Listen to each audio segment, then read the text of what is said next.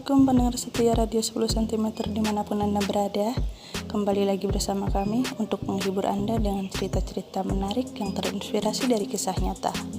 Sebelum ke ceritanya, jangan lupa bahagia, jangan lupa istirahat, jangan lupa ibadah, dan tetap jaga kesehatan. Langsung aja kita dengerin ceritanya.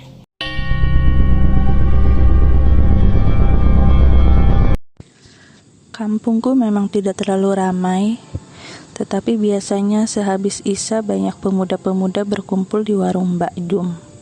Tapi kulihat pada hari itu tidak ada satupun yang berkumpul. Saat itu aku baru pulang kuliah dan tiba di kampungku agak malam. Aku memang agak jarang pulang ke rumah karena tempat kuliahku di luar kota. Sesekali saja aku pulang apabila ada libur panjang. Warung Mbak Jum hanya terhalang beberapa rumah dari rumahku dan terlewat olehku tadi. Sesampainya di rumah, aku menemui ibu bapakku dan mengobrol sebentar lalu kemudian mandi. Selesai mandi, ibu menyuruhku makan. Kemudian aku makan di ruang TV. Di sana ada bapak dan ibu yang sedang menonton TV. "Pak, kok tumben warung Mbak Jum sepi weekend begini? Biasanya banyak orang yang nongkrong. Sekalipun warungnya tutup," tanyaku pada bapak. "Itu, kemarin..."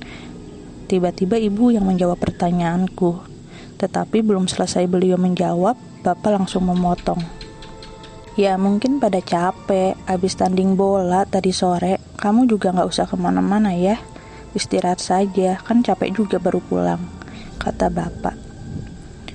"Oh iya pak, mau ngerjain tugas juga, gak akan kemana-mana," jawabku. Setelah selesai nonton TV, sekitar jam 11:30 malam, aku masuk ke kamar. Ibu dan bapak sudah tidur duluan jam 10 tadi. Aku berencana untuk membuka laptop dan mengerjakan tugas. Tapi badanku terasa lelah sekali. Aku memutuskan untuk berbaring dulu di kasur. Suasana malam itu sungguh sepi, hanya terdengar suara jam dinding. Saat berbaring, aku mulai mengantuk, dan di antara setengah tidur, sayup-sayup aku mendengar suara ketukan pintu. Suara ketukan itu terdengar dari pintu ruang tamu. Karena kebetulan kamarku di depan, dan di sebelah ruang tamu, suara ketukan itu semakin jelas. Karena aku lelah dan mengantuk sekali, akhirnya kuabaikan saja suara ketukan itu. Pagi harinya, ku ceritakan kejadian semalam pada ibu. Ibu cukup kaget mendengar ceritaku. Kemudian ibu mulai menceritakan sebuah kejadian yang kuanggap sangat menyeramkan. Minggu lalu, tetangga kami meninggal dunia, dan dari gosip yang beredar, tali pocong mayitnya tidak dibuka. Hal itu dikarenakan dari permintaan pihak keluarga yang menganut kepercayaan seperti itu. Setelah pemakaman, semua warga pulang seperti biasa. Pada malam harinya, kampungku mendadak langsung sepi. Entah mungkin karena adanya mitos bahwa apabila ada mayit yang tidak dibuka tali pocongnya, akan bangkit kembali. Atau memang pada malam itu sedang hujan gerimis, jadi warga malas keluar. Yang jelas malam itu agak mencekam. Tiba-tiba terdengar suara teriakan dari salah satu rumah tetangga kami. Sebut saja Bu Mimin. Sekitar pukul 1 malam.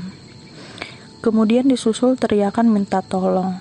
Beberapa warga yang masih terbangun kemudian menghampiri rumah Bu Mimin, termasuk bapakku. Ketika warga sampai di rumah Bu Mimin, warga kaget karena anak perempuan Bu Mimin sudah tergeletak di depan pintu, tak sadarkan diri. Warga segera membantu Bu Mimin mengangkat anaknya. Kemudian warga segera membalurkan minyak angin pada anaknya Bu Mimin. Tak lama dia pun sadar, kemudian diberi minuman hangat. Setelah semua kondusif, warga bertanya apa yang terjadi. Apa ada pencuri atau kenapa? Anak Bu Mimin mulai bercerita. Jadi saat itu ia hendak tidur. Kemudian terdengar suara ketukan pintu. Awalnya ia hanya mengabaikan saja, tetapi suara ketukan itu terdengar lagi. Kemudian ia berpikir, apa mungkin itu ayahnya?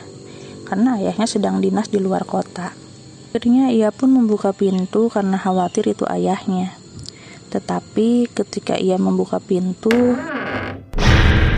yang muncul bukan sosok ayahnya, melainkan sosok berbalut kain putih dan berbau busuk tengah berdiri persis di hadapannya.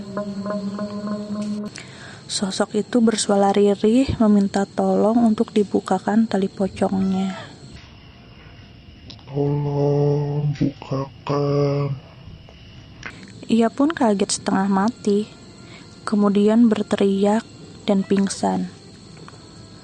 Bu Mimin yang sudah tertidur terbangun mendengar jeritan anaknya, dan kemudian ia berteriak meminta tolong. Sejak saat itu, warga tidak lagi keluar malam-malam. Warga tidak ada lagi yang nongkrong-nongkrong di luar. Menurut pengakuan dari warga lain, rumah mereka pun sempat mendapat ketukan tengah malam, tetapi mereka tidak berani membuka pintu. Warga desa sebelah yang berprofesi sebagai tukang ojek pun mengaku sempat melihat penampakan sosok pocong itu di depan salah satu rumah warga. Mendengar cerita ibu, aku merinding sekali dan bersyukur semalam kuacuhkan saja suara ketukan itu. Walaupun aku juga tidak begitu yakin apakah memang suara ketukan itu berasal dari sosok pocong atau mungkin ada binatang. Esoknya aku kembali lagi ke kota tempatku kuliah. Sebulan kemudian, ku dengar dari ibu di kampung sudah mulai kondusif. Tidak ada lagi warga yang diganggu.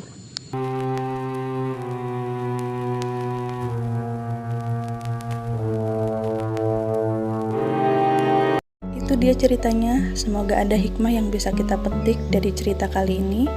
Sampai bertemu dengan cerita-cerita selanjutnya.